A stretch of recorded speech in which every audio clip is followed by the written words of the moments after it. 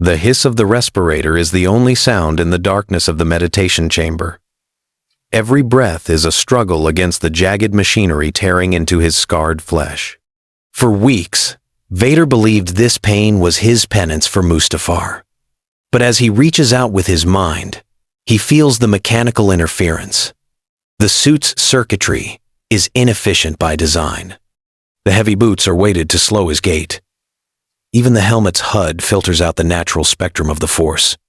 "A prison," Vader whispers, his voice synthesized and cold. He realizes that Sidious does not want a successor. He wants a slave. The constant pain is not meant to fuel his rage. It is meant to distract his spirit. If Vader remains in this shell, he will never be more than a blunt instrument of the Emperor's will. Vader summons a holographic schematic of his own cybernetics.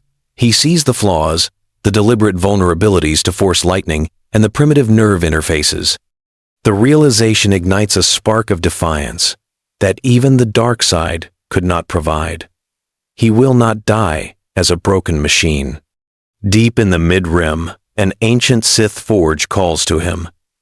It is a place Sidious forbade him to visit. Vader knows that by altering his suit, he is declaring war on the Emperor.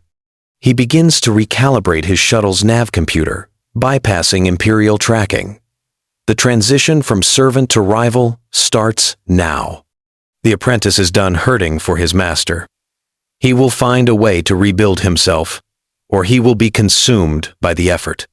Vader powers down the chamber's life support, forcing himself to breathe through the Force alone. As the oxygen levels drop, he feels a surge of raw, unfiltered power he hasn't tasted since before the lava.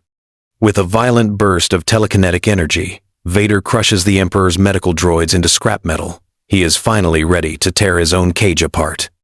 The shuttle descends through a thick crimson atmosphere, landing at the base of a jagged obsidian spire. This is the Secret Forge, a place of forbidden alchemy hidden from the galaxy for centuries. Vader steps onto the desolate surface, his mechanical breathing echoing against the silent stone. He is far from the prying eyes of the Emperor, and for the first time, he feels a flicker of true autonomy. Entering the spire, Vader finds the ancient furnace, still humming with a dark, sentient energy. He does not hesitate. Using the Force, he begins the agonizing process of dismantling the medical prison he has inhabited since Mustafar. One by one, the heavy, restrictive plates of his armor are ripped away. The cold air hits his scarred skin, but he does not flinch. He replaces the clunky, Imperial technology with sleek, lightweight components crafted from Sith-tempered obsidian. These new limbs are not just tools for survival. They are extensions of his will. He integrates ancient Sith circuitry that amplifies his connection to the dark side, rather than dampening it. The pain is no longer a distraction, it is a focused blade. As he seals the new, agile mask over his face, the HUD flares to life, showing him a universe pulsing with raw power. He tests his new movements, finding a speed and grace he thought was lost forever in the fires of the volcano. Vader stands tall in his new form, a warrior reborn from the ashes of his own cage. He is no longer the Emperor's broken enforcer. He is something much more dangerous. But as the forge reaches its peak temperature, a sudden, piercing alarm echoes through the spire. An Imperial signal has tracked his unauthorized jump. Vader looks to the horizon and sees the silhouette of a Star Destroyer emerging from the clouds. The Master has found his runaway slave, and he has not come alone. The air inside the forge crackles with blue static as Vader applies the final touches to his new shell. This is not a suit of armor. It is a weapon. Gone are the bulky, clattering plates of the standard Imperial design. In their place is a sleek obsidian weave reinforced with Sith alchemy, lighter than any alloy used by the Empire. Every joint is streamlined, and every hydraulic is silent. Vader steps into the center of the chamber, testing his new range of motion. He strikes at the air with his lightsaber. His movements a blur of red light. There is no lag in the servos. There is no grinding of gears. He feels light, almost weightless, regaining the legendary speed he once possessed as the hero of the Clone Wars. The internal HUD no longer flickers. Instead, it provides a crystal-clear tactical overlay of the battlefield, synced directly to his heightened reflexes. The Sith alchemy embedded in the chest plate begins to thrum, feeding on his anger and amplifying it. He can feel the dark side flowing through his new limbs without the interference of the Emperor's dampeners. He is faster, stronger, and more connected to the Force than ever before. He is no longer a lumbering tank. He is a shadow in the darkness. But the price of this power is total exposure. Without the heavy plating, a single direct hit could be fatal. Vader doesn't care. He has traded defense for absolute lethality. He looks at his reflection in the polished black mask, seeing a predator reborn. Just as he prepares to depart, a massive tremor shakes the spire. The Star Destroyer in orbit has launched its initial bombardment, and the first wave of shock troopers is already breaching the lower levels.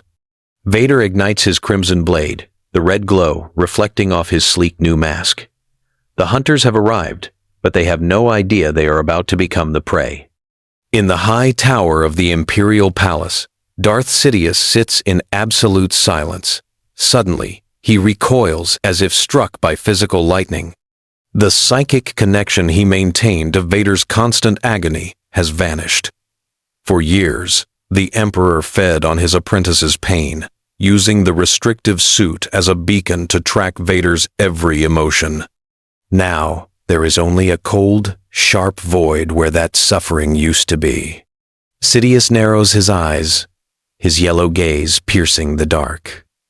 He realizes that Vader hasn't died. He has evolved. The dampeners, the heavy plates, and the deliberate mechanical flaws he installed are being discarded. This was not the plan. Vader was meant to be a wounded animal, forever dependent on his master's mercy and medical technology to survive. By seeking a new form, Vader has committed the ultimate act of Sith treason. He has chosen to heal. The Emperor taps a button on his throne, summoning his most loyal commanders. He does not show his fear, only a cold, calculated rage. The reports from the Mid-Rim confirm a jump to an unsanctioned system. Sidious realizes that the ancient Sith forge he kept hidden has been breached. If Vader survives the transformation, the balance of power in the galaxy will shift overnight. The Master's control was built on the Apprentice's weakness, and that weakness is being burned away in the fires of alchemy. Sidious leans forward, his voice a low, terrifying hiss. He issues a direct order to the Star Destroyer overhead the Forge world. He doesn't want Vader captured. He wants the entire site leveled. If he cannot own the Chosen One, he will see him reduced to stardust. Palpatine watches the holographic display of the distant bombardment with a sinister grin. If you will not serve in a cage, Lord Vader, then you shall not breathe at all. The era of the slow, hulking enforcer is over. Across the distant moons of the Outer Rim, whispers of a new nightmare begin to spread among the hidden Jedi. On the forest world of Arana, a group of 3 survivors prepares for a stand, expecting the heavy, rhythmic breathing of the machine they once escaped. Instead, they find only silence. Suddenly, a blur of obsidian and crimson light streaks through the tree line. Vader does not march. He flows. His new, lightweight armor allows him to tap into the acrobatic ferocity of his youth, enhanced by a decade of dark side hatred. Before the first Jedi can even ignite their blade, Vader is behind them. A single, precise strike ends the struggle in a heartbeat. The second Jedi lunges, but Vader moves with a terrifying, fluid speed that defies human reflexes. He parries and counters in one continuous motion, his Sith-tempered limbs responding to his thoughts instantly. The third survivor turns to flee, but there is no escaping this upgraded predator. Vader uses the Force to propel himself forward, covering the distance in a supernatural leap that would have been impossible in his old suit. He is no longer a tank. He is a silent blade, cutting through the light. This efficiency is a message to the galaxy. The Jedi Purge has accelerated. With every hunt, Vader grows more comfortable in his new skin. He is refining a style that combines the raw power of Vader with the legendary agility of Anakin Skywalker.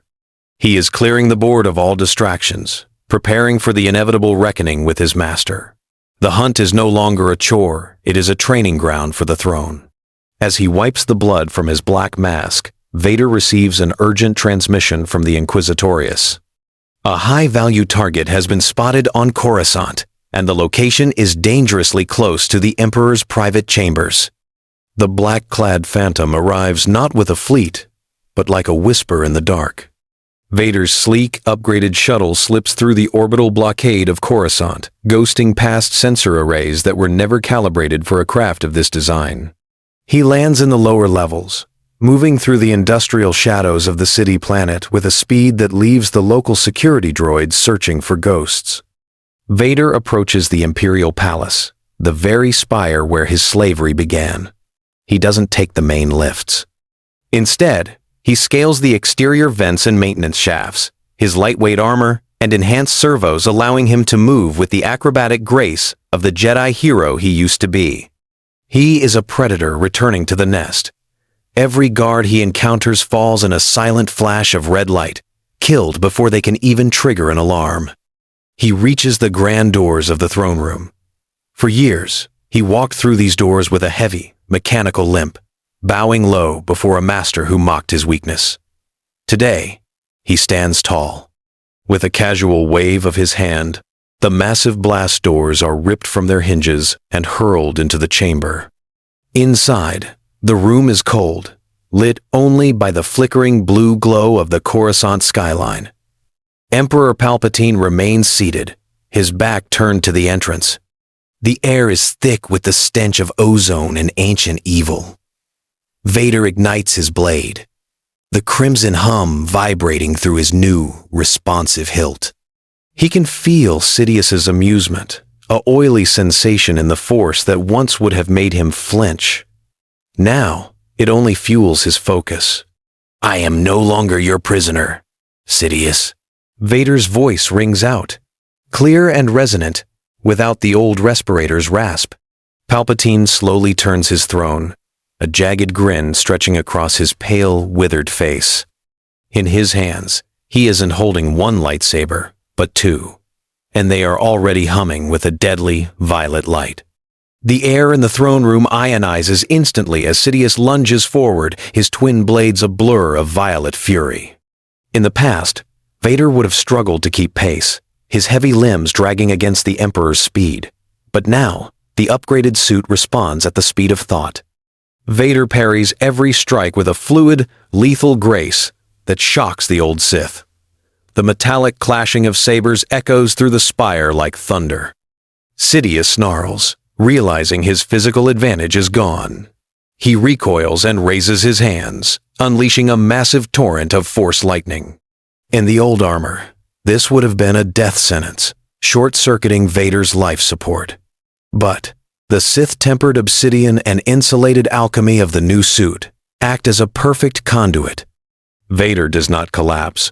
He walks directly through the electrical storm, the blue bolts dancing harmlessly across his sleek black chest plate. "Your chains are broken, Sidious!" Vader bellows, his voice booming with the strength of a man reborn. He closes the distance in a fraction of a second. Using his enhanced agility, Vader executes a series of rapid-fire strikes that drive the Emperor back toward the edge of the observation window. Sidious tries to summon a telekinetic wave, but Vader's connection to the Force is now unfiltered and raw. He counters with a crushing weight of his own, pinning the Master against the cold glass. The Emperor's face contorts with a mixture of fear and disbelief. He had spent decades perfecting a cage for the Chosen One, only to have that same warrior turn the cage into a fortress. Vader raises his crimson blade high, the light reflecting off his unyielding mask. He prepares to deliver the final blow to the man who stole his life. Just as Vader swings his saber to end the Sith Master, a massive explosion rocks the palace floor.